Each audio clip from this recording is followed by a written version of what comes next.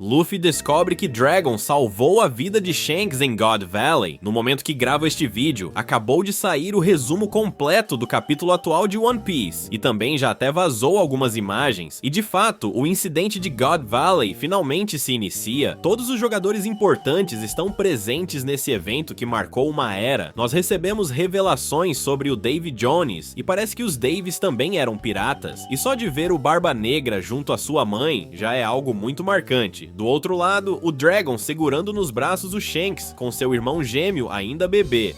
Pelo que parece, esse capítulo ainda é uma preparação para o início da batalha, mas mesmo assim eu gostei bastante, ou seja, bem divertido. O capítulo começa exatamente de onde o último parou. A gente vê o mestre de cerimônias, o apresentador ali no palco, chamando de 8 a 9 membros do clã Davy. É uma das coisas mais impactantes do capítulo inteiro. O pequeno Tite e a sua mãe também estão entre eles. Cara, o Barba Negra pequeno tá muito fofo, nem parece o demônio que conhecemos. E a mãe dele também parece meio confusa. Muitos estão dizendo que ela se parece com a Olvia, a mãe da Robin, e se for só pela aparência, realmente lembra bastante. Eu estou começando a acreditar nesta teoria, todavia se for por aparência, até o Usopp poderia ser considerado parte dos Davy, porque ele também lembra um pouco o visual deles. Enfim, temos agora no palco 8 a 9 membros do clã Davy, e eles são apresentados como pontos extras, ou seja, se você derrubar um deles, ganha ainda mais pontos nesse estilo de competição. E dois desses homens que também aparecem montados nos mini cavalos são gigantescos, mas de um jeito absurdo. E um spoiler extra, um deles parece estar usando um chapéu de palha. Gente, como assim? Isso é insano! É como se aquele velhote gordo tivesse mesmo um chapéu de palha antigo com ele. Cara, isso bate muito com aquela teoria de que o chapéu de palha gigante que está guardado na sala de Imusama, na verdade pertence a um gigante, e faz todo sentido porque esse cara tem o tamanho de um bucaneiro, e se realmente forem bucaneiros, isso explicaria muita coisa. Afinal, eles carregam sangue de gigantes no corpo, o que faz com que sejam naturalmente maiores. Porém, com o tempo esse sangue foi se diluindo, porque eles pararam de se misturar com gigantes. É por isso que o Barba Negra não é um ultra gigante, e o Xebec também não. Enquanto isso, a galera começa a jogar tomates e todo tipo de besteira no palco, mas de repente, um dos Tenryubitos grita: "Vocês não são todos bucaneiros?" Então pensem bem, a ideia de que o clã Davy também seria da raça dos bucaneiros, essa raça raríssima, praticamente extinta, que cometeu crimes há 800 anos em One Piece, vem apenas dessa fala de um dragão celestial aleatório, que soltou essa acusação no meio da multidão. Vocês são bucaneiros, não é? Esse é o único indício que a gente tem até agora. Então sim, a gente pode praticamente assumir que é isso mesmo, que esse boato ali no meio da multidão provavelmente é verdade. E geralmente em One Piece, quando rola esse tipo de insinuação, costuma se confirmar depois. O pequeno Barba Negra tem somente uns 2 anos de idade aqui, então ele não consegue fazer muita coisa e nem falar direito. A mãe dele é quem o protege o tempo todo, e chega a parecer que o clã Davy está prestes a ser executado ali mesmo. Só que aí o mestre de cerimônias precisa intervir e dizer: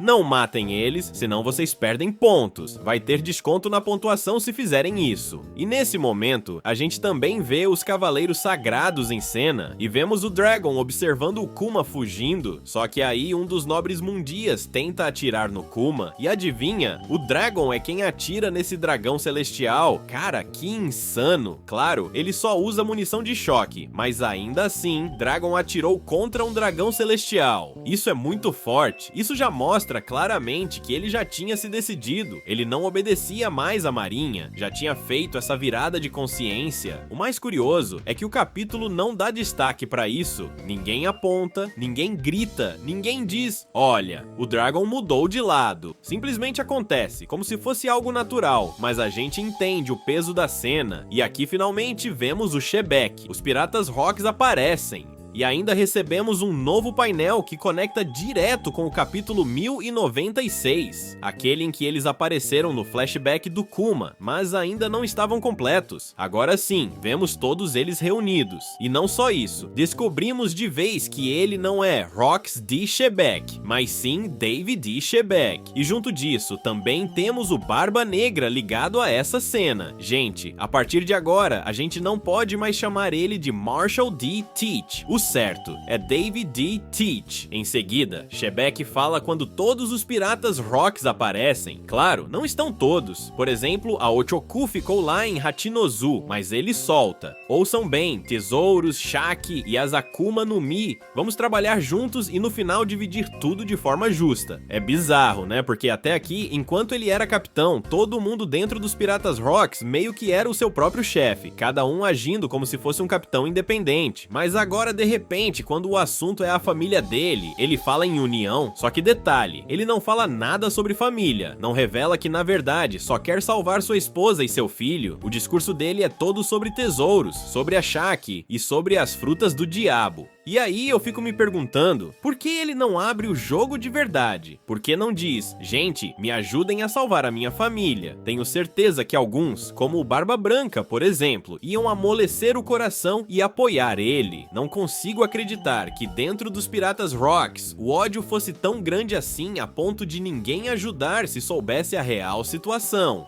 Logo em seguida, a gente também vê a reação da tripulação. Alguém pergunta: ok, mas como é que a gente vai dividir a Shaki? Como se ela fosse um objeto. E a regra fica estabelecida. Quem mais contribuir, quem mais ajudar a libertá-la, fica com ela no final. Só que aí o Capitão John corta na hora e fala: não, a Shaki vai ficar com aquele que tiver mais tesouros. Então, cada um dos Piratas Rocks acaba soltando a sua frase sobre a Shaki. Até mesmo o Newgate, o Barba Branca, fala: pra mim não importa, eu só salvaria ela como amiga. E logo em seguida, ele solta: mas também não seria tão ruim assim se ela se apaixonasse por mim. Cara, o Barba Branca falando isso? Que doideira, né? E a Stussy, quando escuta isso, parece até dar uma reagida, como se tivesse mesmo algum sentimento por ele. A cena fica até meio engraçada, porque todo mundo ali dá sua própria opinião, cada um com a sua fala sobre ela. Realmente traz um tom mais cômico nesse meio de tanta tensão. Aí vem a Big Mom, cortando geral, e fala: que bando de idiotas! Bem no estilo dela, sem paciência. Já o Kaido pergunta pra Big Mom: Lin Lin, você vai mesmo me dar uma Akuma no Mi?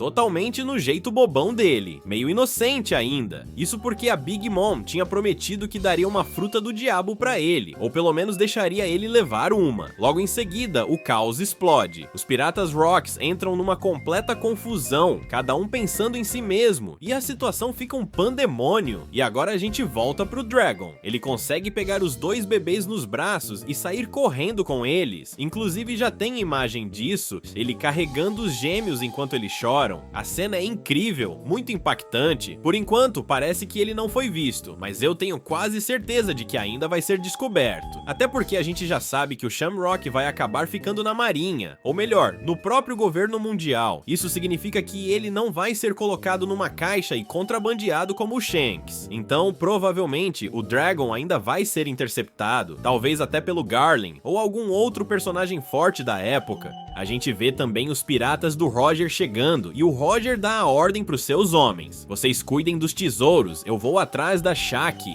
Todavia, em vez de seguirem o que ele falou, todo mundo enlouquece e também corre atrás da Shaki, atropelando até o próprio Roger. Ou seja, não precisamos nos preocupar com a Shaki, né? Porque literalmente todo pirata absurdo que tá ali quer salvar ela, e no fim das contas a gente já sabe como o destino se desenrola. Quem acaba conquistando o coração dela é o Rayleigh, e ela mesma queria ir pro lado dele, então tudo acaba se encaixando. Aí vem a parte mais importante. Temos mais explicações sobre os Cavaleiros Sagrados, que oficialmente em inglês são chamados de Knights of God. Agora aparecem dois novos membros. A gente já tinha visto as sombras dos cavaleiros em outro capítulo, e ficou na dúvida de quem eram. Agora vemos eles completos. Dois são revelados como novatos. Um deles é um Yeti gigante, com 2 chifres enormes, asas, pelo por todo o corpo, um visual totalmente demoníaco e overpower. Ele pode até voar. Esse é um dos Holy Knights. A outra é uma mulher gigante, também com chifres, unhas afiadas, charutos produto na boca, óculos escuros, fizeram ela ficar com todo o estilo possível. Dizem que ela lembra um pouco o Killingham, que já foi mostrado como Holy Knight lá em Elbaf.